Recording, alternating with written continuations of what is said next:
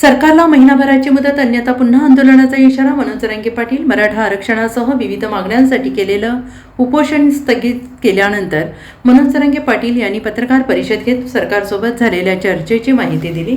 सर्व मागण्यांवर सकारात्मक चर्चा झाल्याचा दावा करत मंगळवारपासून शासन स्तरावर आदेश आणि सूचना जारी होण्यास सुरुवात होईल असंही त्यांनी म्हटलं आहे. 58 लाख नोंदी, हैदराबाद गॅझेट संदर्भातील SOP, गुन्हे मागे घेणे, आंदोलनात बलिदान गेलेल्या कुटुंबांना मदत तसेच मराठा समाजासाठी स्वतंत्र मंत्रालय यासह अनेक मुद्द्यांवर चर्चा झाल्याने त्यांनी स्पष्ट केलं आहे. सरकारला चांगला GR काढण्यासाठी 1 महिन्याचा अवधी देत असल्याचं सांगतानाच आश्वासनांची पूर्तता न झाल्यास पुन्हा तीव्र आंदोलन छेडण्याचा इशारा जरांगे यांनी दिला आहे.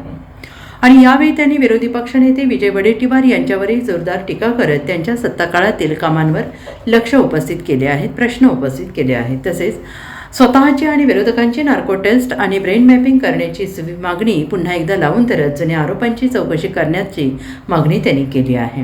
आता सगळ्याच मागण्यांविषयी आपण त्यांच्याकडे 10-15 होत्या, त्याविषयी सगळ्यांची आता त्यांनी चर्चा केली आणि ते ताबडतोब केलं नाही ना. दिवसभर रात्रभर सारखं सुरू होतं. ते आले ना, आम्ही ऐकलं असं पण नाही. सगळ्यांना विचारू, तज्ज्ञ, अभ्यासक, काय समन्वयक, मराठा समाज, जे जे ज्ञानी त्यात होते काही त्यांना सगळ्यांना विचारून आपण ते सगळे खलबतं करून ते मान्य केलंय. आणि आता उद्याच्या मंगळवारपासून आता हे सगळ्या सूचना आदेश सरकार स्तरावर, अधिकारी स्तरावर निघायला सुरुवात होतील. तर 58 लाख नोंदी ह्या महत्वाच्या होत्या. तर 58 लाख नोंदीचे जर प्रमाणपत्र दिले तर 2.5-3 कोटी मराठा समाज आरक्षणात जाते. त्यामुळे ते प्रमाणपत्र घेणं खूप गरजेचं होतं, कारण तो पूर्ण राज्यभरातला विषय होता. पुन्हा त्यांनी टाळाटाळ केली असती, अनेक अडचणी आल्या असत्यात. आता ते म्हणले की आता ते प्रमाणपत्र द्यायला सुरुवात करतोच राहिलेले 58 लाख नोंदी सापडलेले ते, आणि व्हॅलिडच्या पण म्हणजे काय होईल, एक बाजू पक्की होऊन जाईल आपली.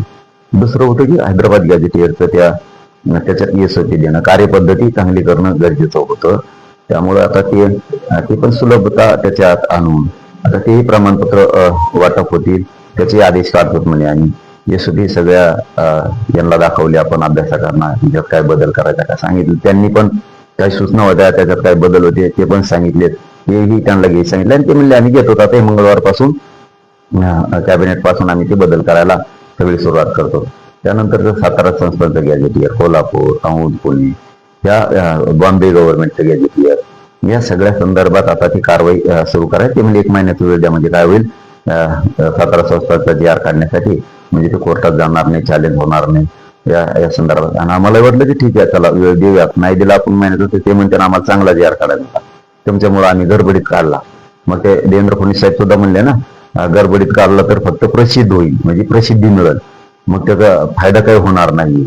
आणि 1 महिन्याला थांबून जर काढला तर ते समाजाच्या हिताचा राहील, असं स्वतः मीडियासमोर मुख्यमंत्र्यांचं ते स्टेटमेंट आहे. त्यामुळे ठीक आहे, महिन्याने द्या, काय 70-80 वर्ष नव्हतं ना, तर 1 महिन्याने दिल्याने काय फरक पडतो, ते पक्कच देतील ना. मग या हिशोबानं गुन्हे झालेत महाराष्ट्रातले सगळे सरसकट गुन्हे, त्या संदर्भातल्या काही कलमा किंवा असे अनेक विषय, ते गुन्हे मागे घेणे याबाबत चर्चा केली. बलिदान गेलेल्या कुटुंबाच्या नोकऱ्याचा तो GR, तेही आता 15 दिवसाच्यात राहिलेले पैसे आणि ते सगळं क्लिअर करून देतो म्हणून सांगितलंय. मराठा आणि कुणबी मंत्रालय सेपरेट असलं पाहिजे मराठा समाजाच्या समस्यासाठी, म्हणून ते विषय झाला. शिंदे समितीची मुदतवाढ, असे EWS चे विषय, त्या दिवसांच्या पद निर्माण करायचे, काही ECBCचे विषय होते, काही सारथीचे विषय होते, महामंडळाचे विषय होते. आता ते सगळे परताव्यापासूनचे सगळे विषय सुरू होतील. शिंदे समितीला मुदतवाढ आवश्यक होती.